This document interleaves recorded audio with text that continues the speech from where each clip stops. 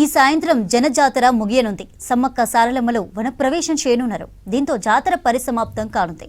4 రోజులు కోట్లాది మంది భక్తులు వనదేవతలను దర్శించుకున్నారు. జాతర ముగియగానే క్లీన్ చేయడానికి శానిటేషన్ సిబ్బంది రెడీగా ఉన్నారు. దాదాపు 6,000 మంది పారిశుద్ధ్య కార్మికులు చెత్తను ఏరివేసి సంచుల్లో నింపి ట్రాక్టర్లలో వేస్తున్నారు. రైట్, దీనిపై డీటెయిల్స్ అశోక్ అందిస్తారు. Ashok, over to you. Sammakka Saralamma వన ప్రవేశంతో జాతర ముగినుంది. లక్షలాది మంది భక్తులు వదిలేసిన వ్యర్థాలను తొలగించేందుకు అధికార యంత్రాంగం సిద్ధం చేసింది.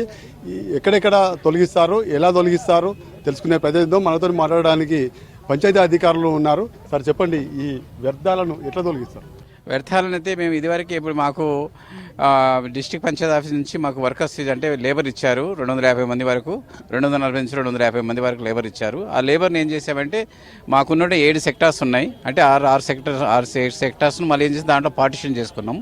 పార్టిషన్ చేసుకుని 8 మంది ఎంపీఓస్ ఉన్నారు. అయితే ఉదయం షిఫ్ట్ 5 మంది ఉన్నారు, మధ్యాహ్నం కూడా 4 ఎంపీఓస్ ఉన్నారు. అయితే ఇప్పుడు మధ్యాహ్నం షిఫ్ట్ 5 మంది ఎంపీఓస్ ఉన్నారు. ఒక్కొక్క షిఫ్ట్కు పంచాయతీ సెక్రటరీ 16 మంది ఉన్నారు. మొత్తం కలిసి 36 మంది పంచాయతీ సెక్రటరీస్ ఉన్నారు. ఉదయం పూట ఎక్కువ ఉన్నారు, మధ్యాహ్నం తక్కువ ఉన్నారు పంచాయతీ సెక్రటరీస్. ఈ పంచాయతీ సెక్రటరీస్ ఏం చేస్తామంటే ఇప్పుడు అలాట్మెంట్ చేస్తాం. ఇక్కడ అలాట్మెంట్ చేస్తూ ఒక్కొక్క సెక్టార్కు ఎంపీఓను ఇస్తూ ఆ సెక్టార్లో ఉన్న 4 పంచాయతీ సెక్రటరీని ఇచ్చి ఆ ఒక్కొక్క పంచాయతీ సెక్రటరీకి 15 మంది 20 మంది అక్కడ ఎంతమంది అవసరం పడతారో ముందే మేము ప్లాన్ చేసుకున్నాం. ఈ పంచాయతీ ఎవరిని లేబర్ను అదే ముందు నుంచి మేము ఈరోజు 26 నుంచి చేసుకుంటున్నాం. కాబట్టి ఈరోజు కూడా అదే విధంగా కంటిన్యూ చేస్తున్నాం. సార్ ఇప్పుడు మొత్తం జాతర మొత్తం ఎంతమంది చేయబోతున్నారు? ఎంతమంది జాతర సార్, ఈ జాతర చుట్టూ వ్యర్థాలు వదిలేదు, వాటిని ఎంతమంది అంచనా వేసి చేస్తున్నారు? 10 సెక్టార్లు ఉన్నాయి సార్. ఈ 10 సెక్టార్లో ఆల్రెడీ ప్లాన్ చేసుకున్నాం. ప్లాన్ ఆఫ్ యాక్షన్ ఉంది మాకు. అక్కడ శానిటేషన్ సిబ్బంది కూడా ఉన్నారు మాకు. ఇక్కడ ఆఫీస్లో కూడా మెయింటెనెన్స్ పర్పస్ ఇగో ఇక్కడ మీకు బ్లీచింగ్ పౌడరు, అక్కడ బ్లాక్ బ్యాగ్స్, ఇంకేమేమి మెటీరియల్ కావాలనో ప్లాస్టిక్ కవర్స్, వాళ్ళకి ఏమైనా అన్నీ ఉన్నాయి మా దగ్గర. అంటే వీళ్ళకి పోయేటప్పుడు ఏం చేస్తాం, వీళ్ళకి అందిస్తాం మేము.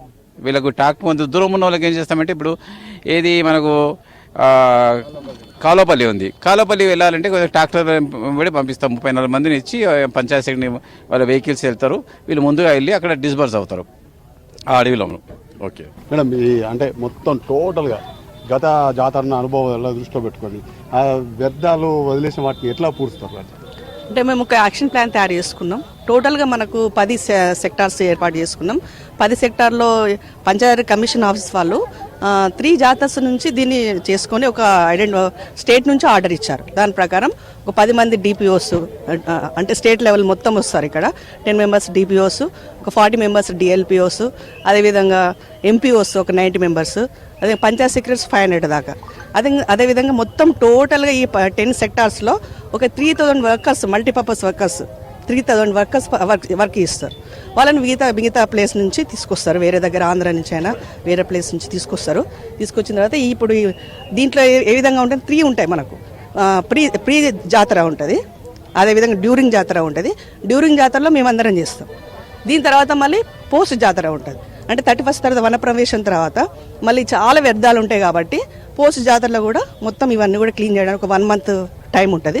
1 మంత్లో ఇదంతా క్లీన్ చేస్తారు. దీంట్లో ఇంకా అదేవిధంగా ఏ విధంగా ఉంటుంది అంటే చికెన్ వేస్ట్ ఎక్కువ ఉంటుంది. చికెన్ వేస్ట్, మటన్ వేస్ట్ ఎక్కువ ఉంటుంది కాబట్టి వాళ్ళతో టైఅప్ అవుతాం. ఆ చికెన్ వేస్ట్ వాళ్ళు వచ్చి సపరేట్గా కవర్స్లో ఆ చికెన్ వేస్ట్ అని తీసుకొని వాళ్ళు డైరెక్ట్గా వాళ్ళు వేరే ఇండస్ట్రీకి వాళ్ళు వేరే పర్పస్లో యూజ్ చేసుకుంటారు అన్నట్టు. ఆ విధంగా అట్లా. అదేవిధంగా మన ప్లాస్టిక్ వేస్ట్ సంబంధించి కూడా ఐటీఎస్ వాళ్ళతో టైఅప్ చేసుకొని వాళ్ళు కూడా ఈ ప్లాస్టిక్ కూడా సపరేట్ తీసుకొని దాన్ని అమ్ముకొని సోల్డ్ చేసుకొని దాని ద్వారా ఆదాయం వచ్చే విధంగా వాళ్ళు ఆ విధంగా చేసుకుంటాం. కాబట్టి ఈ విధంగా ఈ ప్లాస్టిక్ నుంచి కూడా ఇన్కమ్ జనరేట్ చేసే విధంగా ప్లాన్ ఆఫ్ యాక్షన్ చేస్తున్నాం. ఇది పరిస్థితి మొత్తానికి.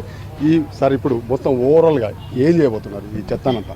అంటే చెత్తని ఇనిషియల్గా ప్రతి చోట ఏదైతే ఏర్పాటు చేశారో డంపింగ్ యార్డ్స్ తీసుకెళ్లటం, ఆ డంపింగ్ యార్డ్స్కి తీసుకెళ్ళాక సాధ్యమైనంత వరకు ఏదైతే ప్లాస్టిక్ అండ్ జీవ వ్యర్థాలు, ప్లాస్టిక్ని అయితే సాధ్యమైనంత వరకు సెగ్రిగేట్ చేయడానికి ప్రణాళికలు ఉన్నాయి. బట్ రిమైనింగ్ దాన్ని క్యాపింగ్ చేయటం, మన ఏదైతే డంప్ యార్డ్లో చేసా క్యాపింగ్ చేసుకుంటూ పోతే క్యాపింగ్లో ఓవర్ ఏ పీరియడ్ ఆఫ్ టైంలో అది కూలిపోయే విధంగా చేయడానికి జరుగుతుంది. అదేవిధంగా మనకి ఏదైతే అన్సంగ్ హీరోస్ ఎవరైతే మనం ఇప్పుడు ఇక్కడ 3000 మందిని దాకా వాడుతున్నారు జాతరలో, వాళ్ళే ఈ జాతరని కాపాడుతున్నట్టుగా భావిస్తున్నాం. ఇది పరిస్థితి. మొత్తానికి వ్యర్థాలను తరలించి వాటి రూపంలో ఈ కోళ్ళ వ్యర్థాలను మాత్రం ఇండస్ట్రీకి పంపిస్తాం. మిగతా వాటిని అన్ని పూడ్చివేసి ఈ దుర్వాసన వెదజల్లకుండా కూడా అన్ని చర్యలు చేపట్టడం అని పంచాయతీ అధికారులు చెప్తున్నారు. వీడియన్స్ రాజుతో అశోక్, బేసిక్ న్యూస్, మేడారం నుంచి.